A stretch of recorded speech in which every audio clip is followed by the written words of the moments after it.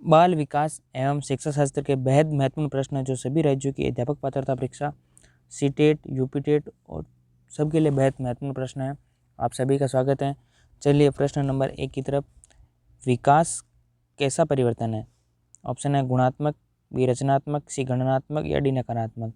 तो विकास एक गुणात्मक परिवर्तन है। प्रश्न नंबर 2, विकास का संबंध किससे है? ऑप्शन है आकार व भार से, बी केवल आकार से, सी केवल भार से या डी कोई नहीं। तो विकास का संबंध आकार और भार दोनों से है।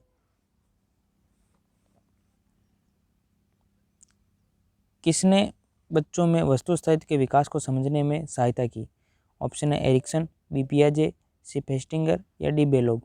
तो वस्तु स्थायित्व किसे कहते हैं? वस्तु स्थायित्व जिसमें एक बालक, वह अवस्था जिसमें एक बालक एक छुपी हुई वस्तु को ढूंढ लेता है, उसे हम वस्तु स्थायित्व कहते हैं। तो वस्तु स्थायित्व को समझने में सहायता पियाजे ने की थी और पियाजे ने यह अवस्था 2 साल की उम्र बताई थी, जब बालक वस्तु स्थायित्व को समझ लेता है।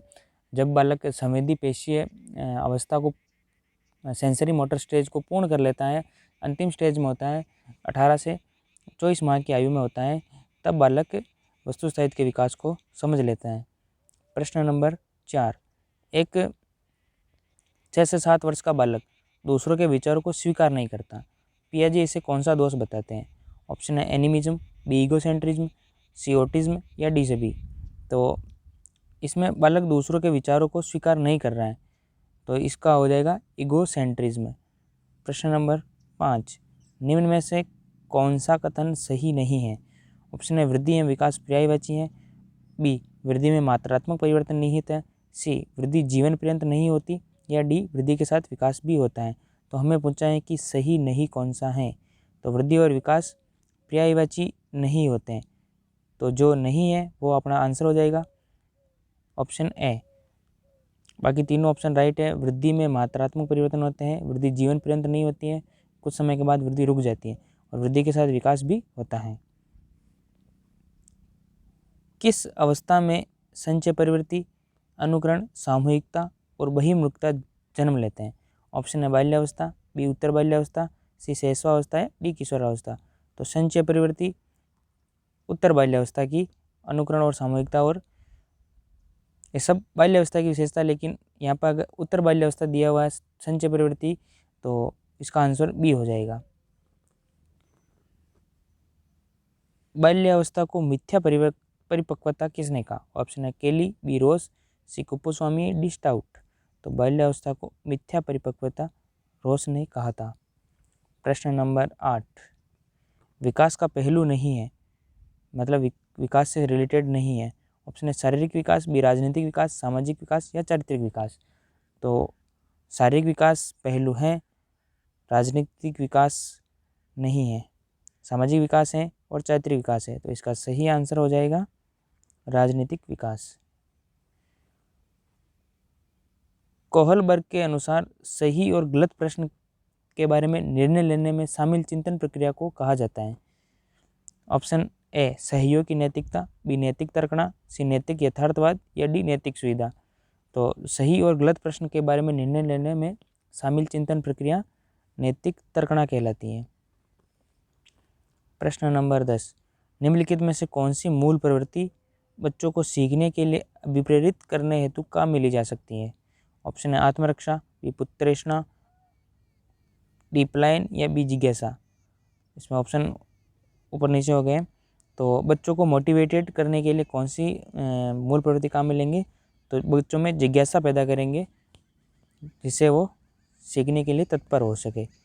प्रश्न नंबर 11, किस मनोवैज्ञानिक के अनुसार विकास एक सतत और धीमी प्रक्रिया है? ऑप्शन है कोलसेनिक, बी पियाजे, सी स्किनर या डी हरलॉक। तो विकास एक सतत और धीमी प्रक्रिया, ये कथन श्रीमती हरलॉक ने कहा था, एलिजाबेथ हरलॉक। मानव विकास किन दोनों के योगदानों का परिणाम है? ऑप्शन है अभिभावक एवं अध्यापक, बी सामाजिक एवं सांस्कृतिक कारक, सी वंशानुक्रम एवं वातावरण। तो मानव विकास वंशानुक्रम और वातावरण दोनों का परिणाम है और इन दोनों के बीच में गुणात्मक संबंध होता है, ना कि धनात्मक। कभी भी इनके बीच में धनात्मक संबंध नहीं होगा, हमेशा वंशानुक्रम और वातावरण के मध्य गुणात्मक संबंध होगा। प्रश्न नंबर 13, विकास का अर्थ है। ऑप्शन है परिवर्तनों की उत्तरोत्तर श्रृंखला, बी अभिप्रेरणा के फलस्वरूप होने वाले परिवर्तनों की उत्तरोत्तर श्रृंखला, सी अभिप्रेरणा एवं अनुभव के फलस्वरूप होने वाले परिवर्तनों की उत्तरोत्तर श्रृंखला, या डी परिपक्वता एवं अनुभव के फलस्वरूप होने वाले परिवर्तनों की श्रृंखला। तो हमें देखना है कि इसमें सबसे सही आंसर कौन सा है।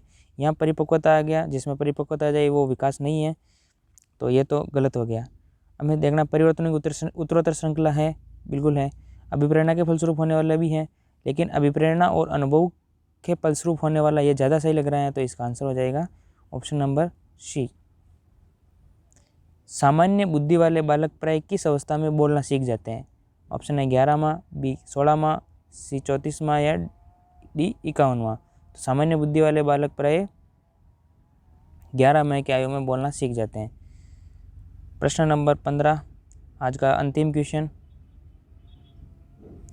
विकास के संबंध में कौन सा कथन सही है।